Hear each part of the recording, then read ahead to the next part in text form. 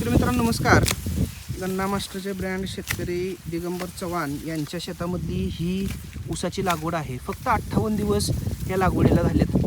रोपं आपल्या रोपवाटिकेतून दिलेली आहेत. आपल्या किटच्या आळवण्या फवारण्या झालेल्या आहेत. सगळ्यात महत्त्वाचं शेतकऱ्याने ह्या वर्षी काय केलं आहे बघा दिगंबरनं, सोयाबीनची लागवड अशी बोदावर ह्या वर्षी केलेली, सरी पद्धतीने केली नाही.